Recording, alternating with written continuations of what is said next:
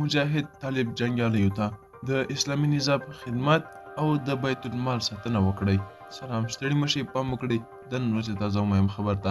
دوستانو برالله سره ویډیو کې ګورئ او زموږ یوټیوب چینل سبسکرایب کړئ تر څو نوې تازه معلومات تر تاسو ته ورسیږي.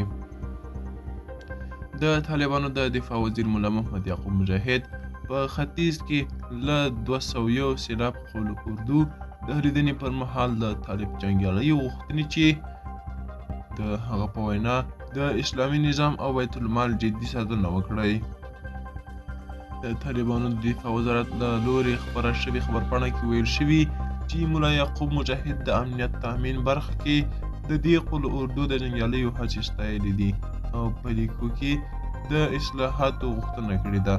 دا چمتو کړی خبر تر بیخي چارې ښه وخت.